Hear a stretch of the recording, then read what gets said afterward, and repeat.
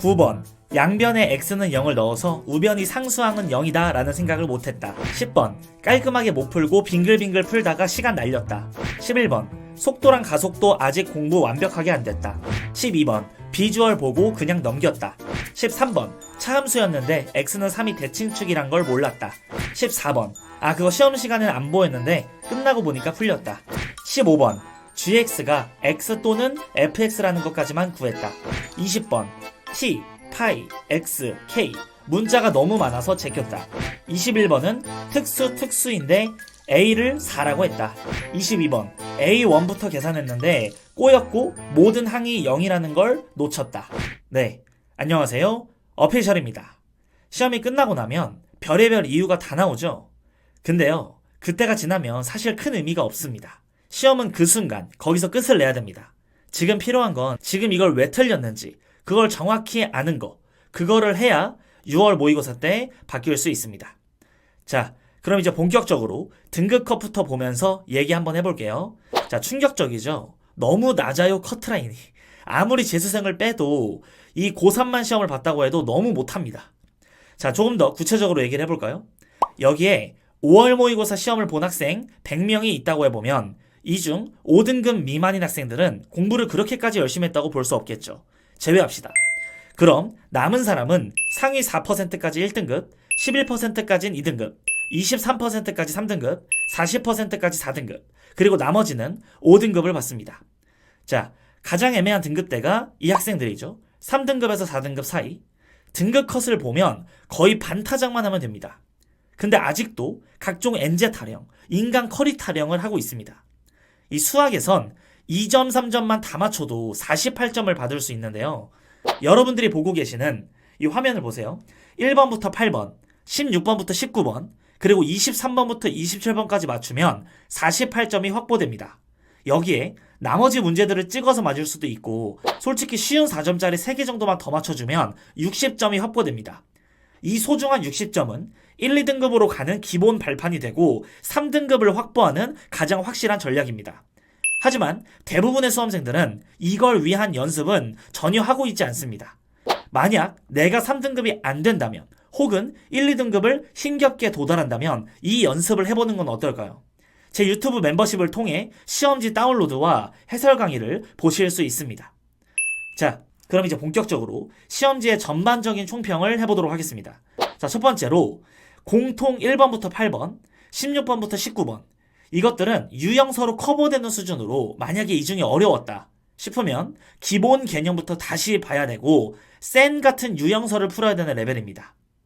자, 두 번째, 이거는 4점 치고 너무 쉬웠어요. 자, 힘을 하나도 안 줬고 이 9번, 10번, 11번 실수 유발 이런 거 없습니다. 그냥 이 중에 틀렸으면 공부를 안 한 거예요. 기출을 좀만 풀어봐도 비슷한 게 엄청 많은데 만약에 여기서 난이도를 느꼈다면 기출을 제대로 분석해야 하는 단계가 아닌가 싶습니다. 자, 세 번째, 12번, 13번, 14번 그림 그래프가 연달아 주어졌죠. 이런 것들은 이제 문제풀이 디테일이 중요한데 여기서 몇 개 맞추냐가 2, 3등급을 가릅니다. 문제에 주어진 여러 조건들을 가지고서 정답을 도출할 수 있는 힘, 이건 기출로 어느 정도 커버가 됩니다. 그리고 기출 분석이 끝난 다음 엔제어와 실전 연습을 많이 하면 어느 정도 커버가 됩니다. 지금 이 시기에 충분한 문제풀이량을 동반하지 않은 고3 입장에선 난이도가 꽤 있었던 문제들이라고 생각이 됩니다.